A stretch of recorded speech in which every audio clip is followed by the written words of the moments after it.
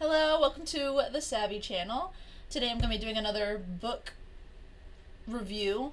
One of my favorite books ever. I read this back when I was in high school and I recently remembered it and read it again, and so good. It is such a good book.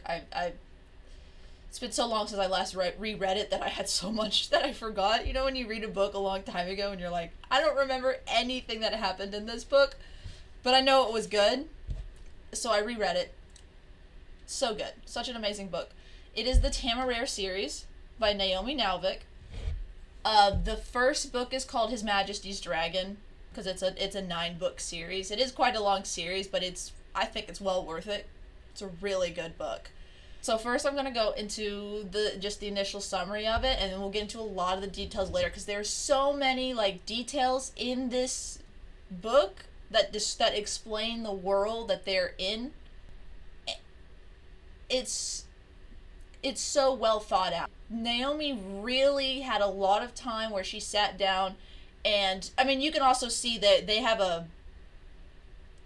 at the end of the book it has an entire few pages of all the people that was helping her along to make sure that everything was correct, to make sure that everything made sense and flowed properly. She put a lot of effort into this book, and it shows. It's really much appreciated because she did a lot of work.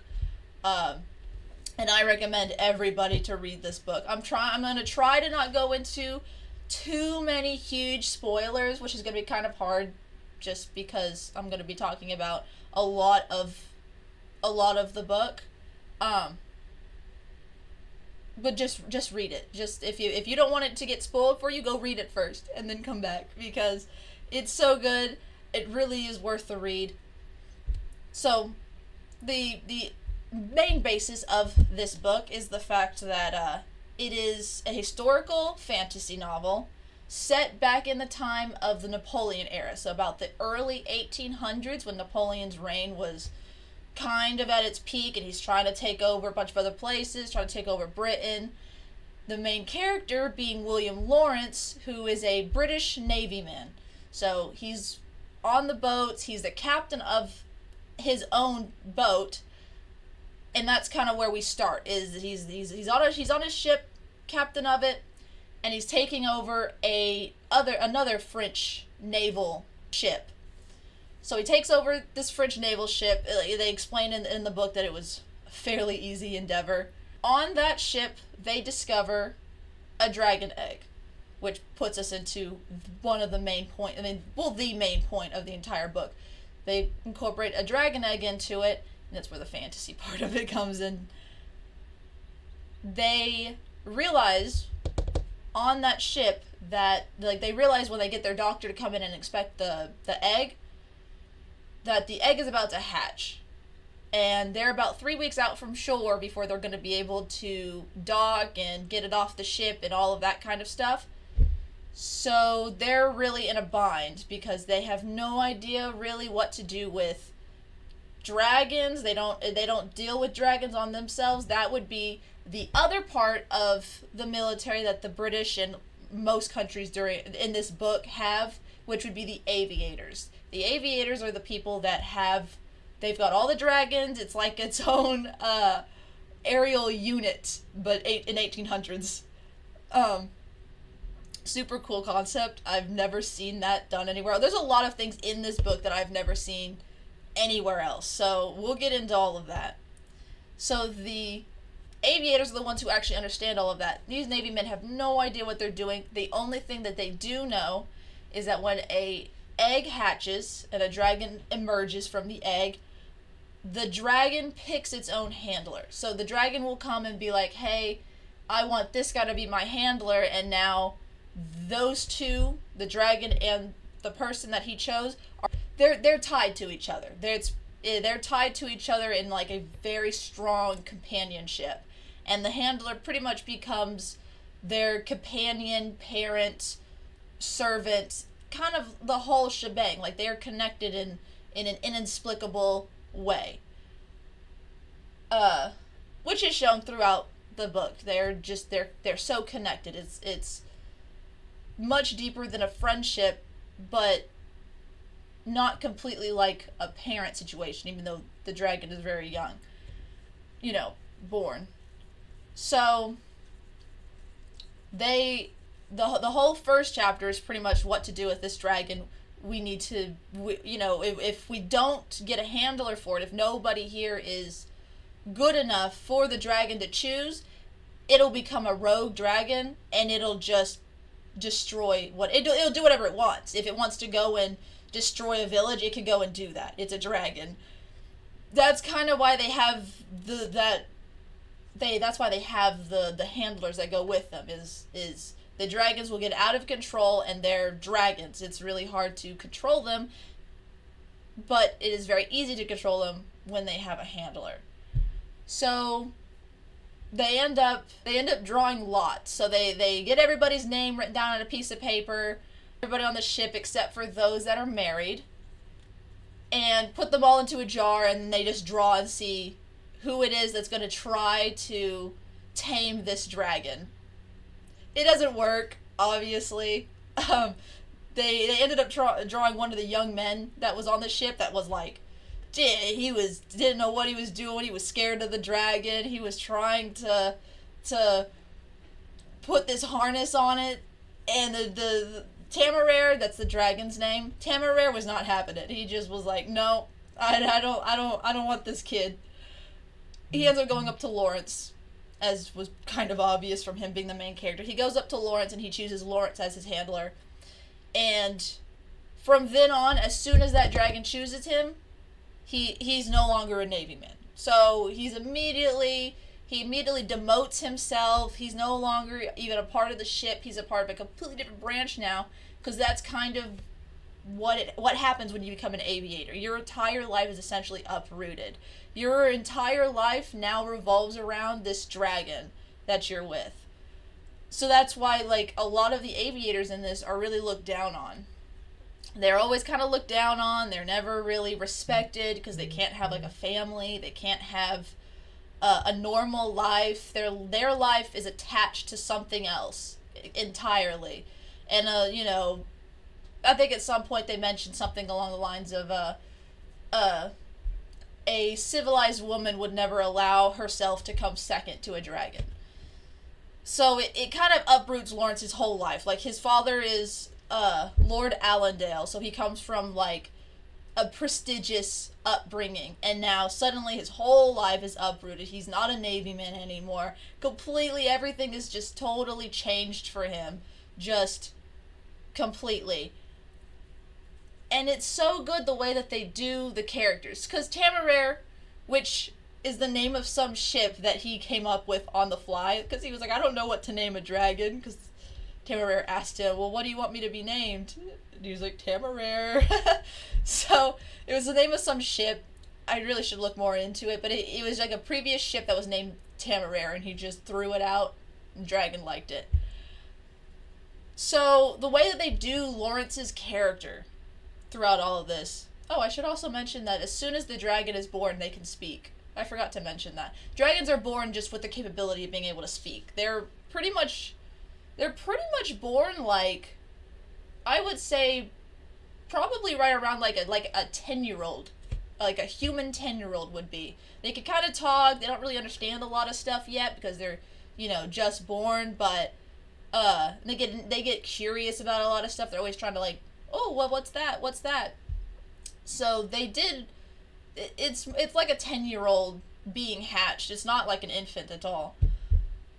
But anyway, Lawrence himself, the way his character is done really well. He's not like some of the main characters that we have nowadays in anime and regular TV shows and cartoons, and like, he's not the same kind of character at all. He has a very strict set of morals. He stands by those morals. There's never really a time, at least in the first book, there's never really a time when Lawrence is like fighting with his own morals. If he makes a mistake, he realizes his mistake and he like fixes it. He's like, oh, I've done something that I shouldn't have. Let me change this so that the rest of this situation is on the right track. And usually it's from a completely unknowing standpoint, like something that he completely didn't know anything about, or because a lot of this first book is Lawrence learning. It's a learning experience for both Lawrence and his dragon Temeraire. They're both learning a ton of new stuff that they had no idea about previously, and now it's like this whole it's like a whole learning thing. So I would say the first book is fairly slow because it is a lot of startup. It is a lot of setup for like the later books, kind of like figuring out stuff, learning. Um, but yeah, Lawrence's character is really good. His morals are very sound. He's very tidy, which is something that becomes it comes its own little like subplot because the when he joins the aviators are like super fast paced, and they were brought in as like children. They bring in a lot of like young children to become aviators in the military. So a lot of them never learned, oh well, I gotta wash my clothes regularly. I gotta fold my clothes up so they don't wrinkle. Oh, I gotta do this, and oh, I shouldn't say that to somebody because it'll come off as disrespectful.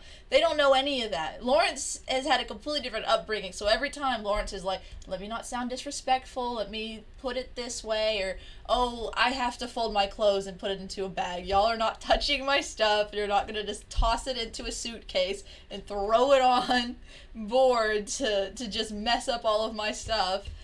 It's kind of funny, but that's a big part of his character.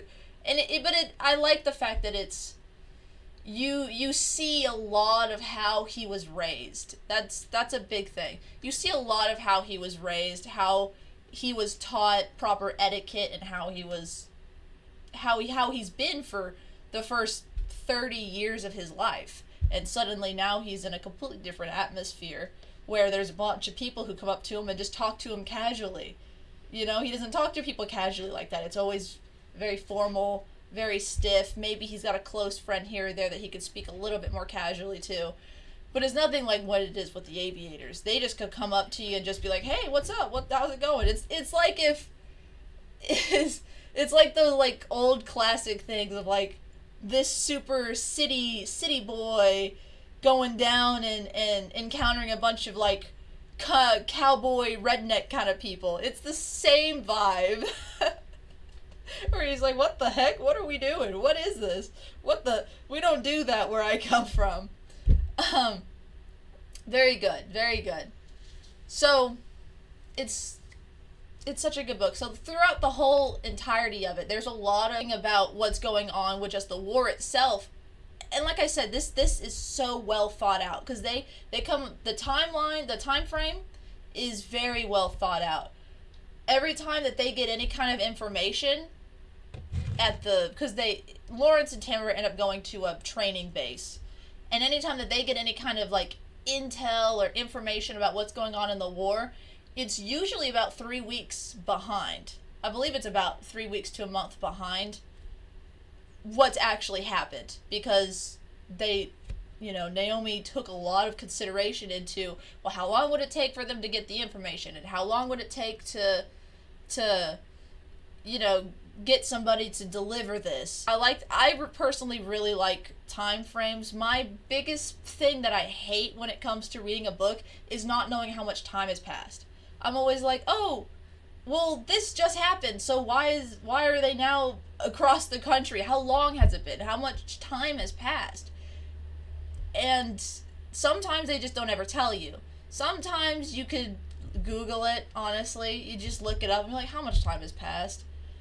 And it'll kind of be like, oh, well, there's a rough estimate. But it's like these people had to dig down into this book to figure out the time frame.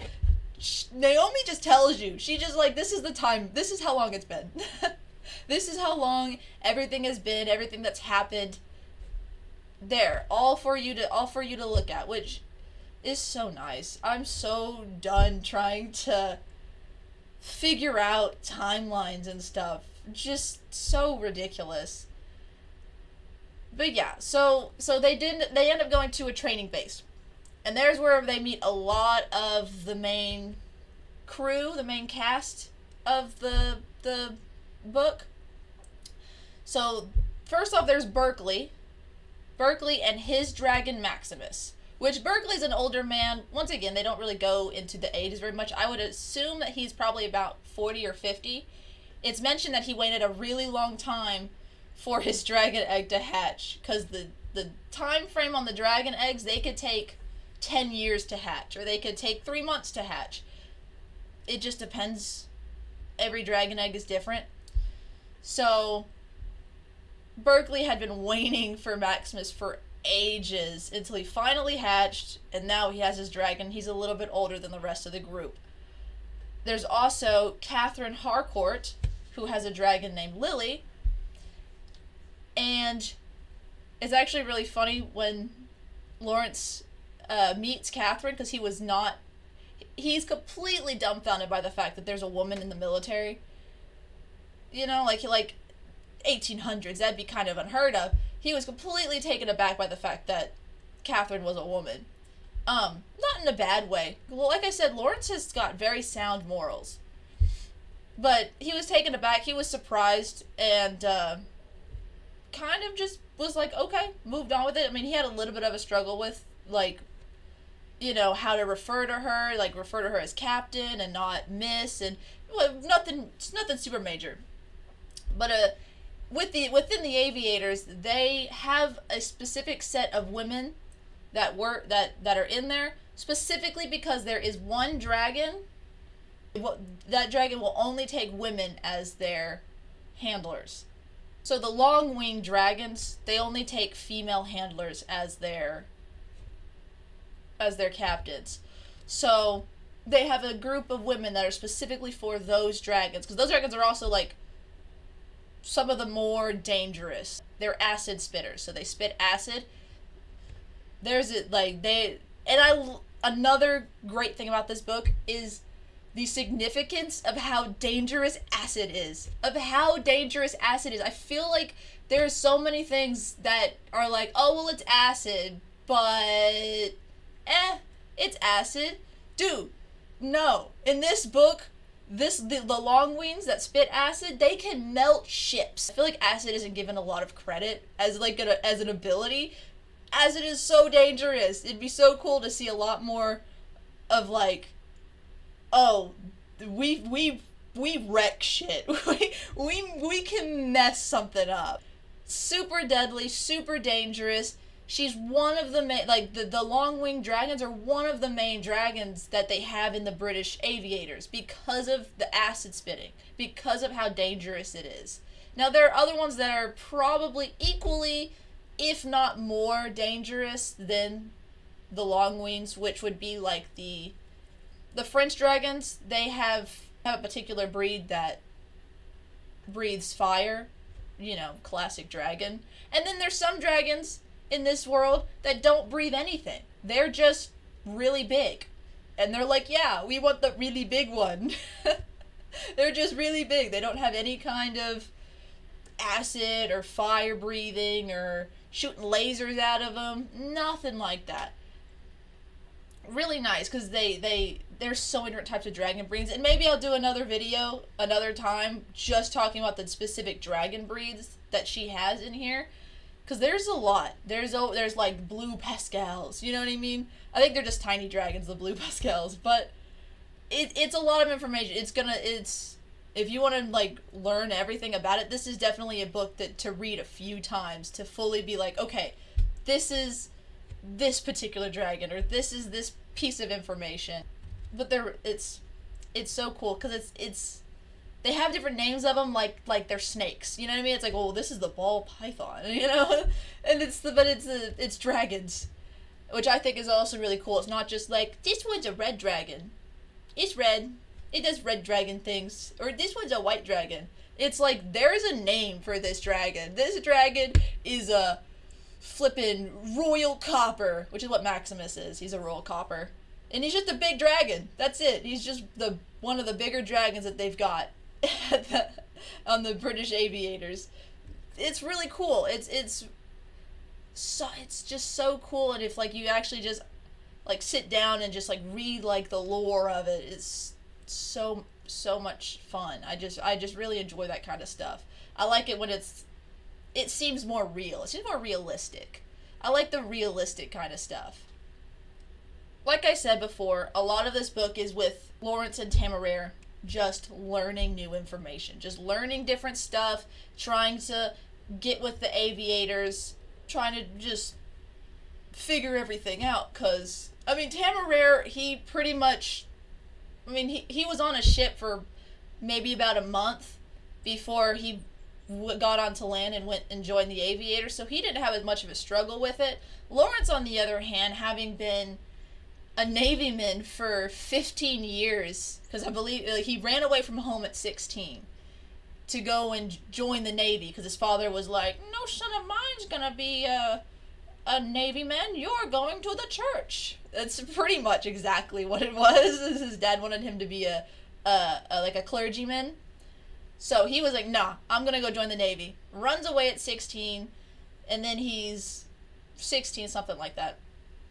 Runs away. He's in the Navy for 15 years, and now he's suddenly uprooted and slapped into the aviators. He's got to learn how to ride a dragon, and which comes into another super cool thing about this book, which is how they do the dragon flying and everything. It's not just, oh, here's a dragon, here's its captain, and that's it. They have harnesses that they put on each of these dragons. Usually if it's a larger dragon. If it's a small dragon, they only have one person. But the larger dragons, they have a full crew. They got dudes on the back of this dragon with guns and bombs and, medics to bandage up the dragon if he ever gets injured. Super cool stuff like that. Just so odd, just so neat. I love it so much. They've got all these different, they've got this like a whole crew, so it is very similar to just a plane. It just happens to be a living, breathing plane, and you're not inside of it, but you're outside of it, attached to the harness of it with a carabiner. So cool. I really like it. And then another huge part of it is seeing the relationship between Lawrence and Temeraire. How it changes is a big part. Because they were, initially, obviously, Lawrence kind of felt a little bit like, dang, my whole life is going to change. My father's going to he already hates me. He's just going to hate me more. And it slowly, develops into them being very close. By the end of the book, I can't imagine, just myself, just reading it, I can't imagine Lawrence not being with Temeraire, which I think is the point of what Naomi's trying to get to, is they were made for each other. Like, if no other point of their life meant anything, this is the turning point for, I guess, Lawrence's life more so than Temeraire's. He was just kind of born in the... But this is like a huge point of they can't be apart anymore. They have become so close through this connection that they have, which isn't really ever explained. It's not, is it like a spiritual connection? Is it like a soul connection? I'm not fully sure. It's just this connection that they have, and they are very, very close. You can they're inseparable. Almost the entire book, there's barely ever any time when Lawrence is too far away from Temeraire. Never really a time when he's, off doing his own thing. There's a few times here and there when it does happen, but primarily he is always with his dragon. And I think it's the sweetest shit ever. Something that you didn't necessarily want or wasn't really looking for, and then finding a great companion, a great best friend, a great partner in crime to go and do anything with. It's very sweet. I love the way that it's done. And then it's Lawrence trying to teach Temeraire, hey, we can't go out and do that. We can't go out and just, kill this guy's livestock. We have to do things by the rules. You can't just do that, He's teaching him throughout the whole thing, teaching him, hey, you can't do that. We have to, we have to treat ourselves and the people around us with dignity. Because he does make sure that they know, you are going to treat me and my dragon with dignity as well. It is not just a one-way street where Lawrence is always, oh, respect, here's, I'm going to act respectful, I'm going to be respectful. It shows. There's many occasions where Lawrence starts out with respect. He goes into every conversation with a certain amount of respect for every person that he talks to. And if they don't give him the same amount of respect, he will let them know. And I love it, dude.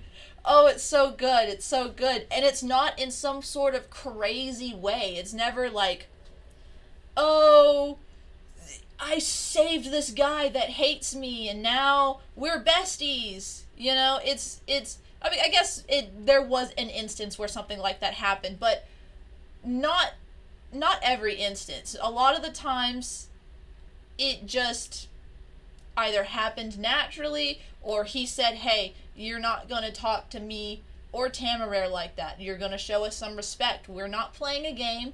We're not joking around." And he goes and he tells him, he lets him know, "I'm about to become real disrespectful." So, and it's really nice to see. It's nice to see that it's first off that it's not a character that just kind of lays down and just, okay, whatever, just rolls over and dies. But it's also not a character where the only way to ever get anybody to respect him is through some crazy thing that happened and, oh, everybody just loves him now, he's so cool.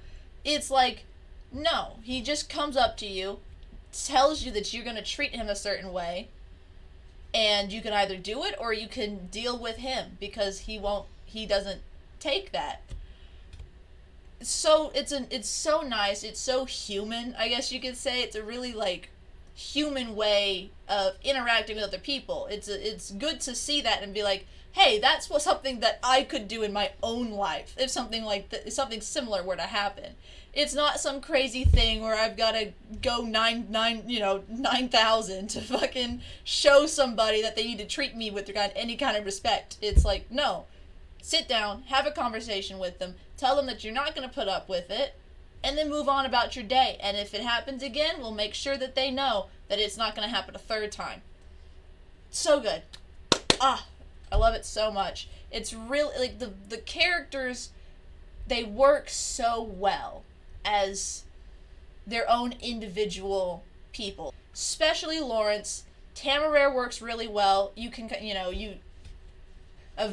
can kind of see, like, the personality of a very large, dangerous creature that is also very young. So he can be temperamental. He likes to do things a certain way that he wants to do them. He's not super flexible.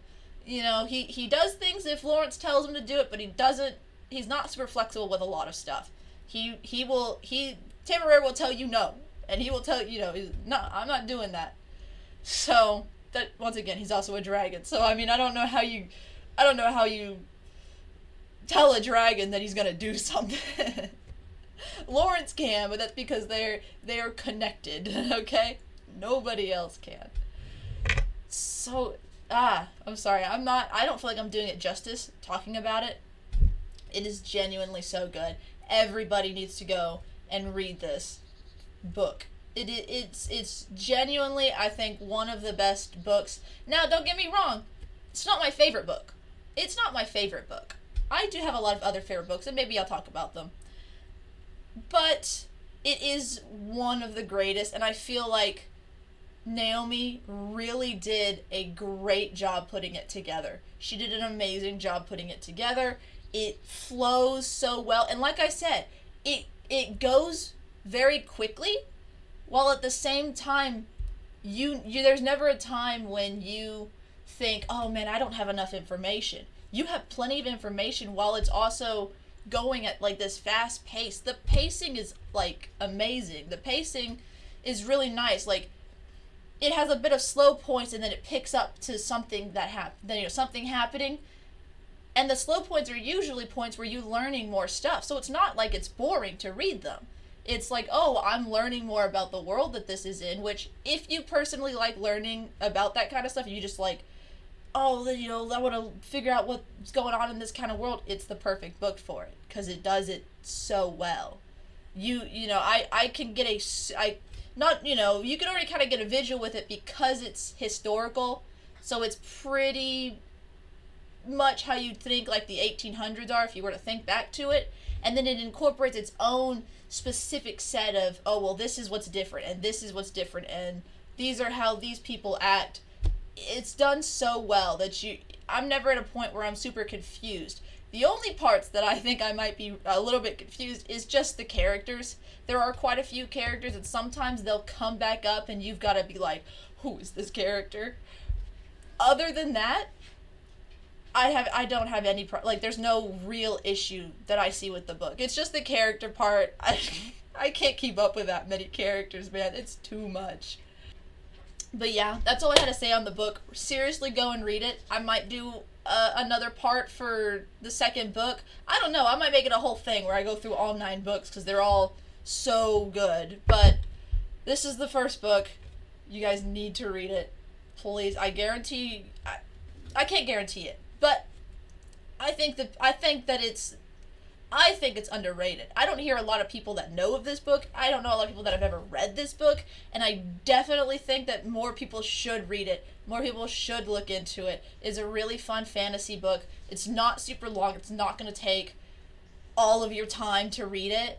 I mean, it's 9 books, but you could take it one book at a time, and it's not anything that's going to really be like, oh my god, I gotta go and read that book, and it's 10,000 pages long or anything. It's fairly small. Fairly small book. But go read it, please. It is such a good book. I'm trying to hype it up so much right now. Not the best hype man, by the way. And I'll see you guys in the next video.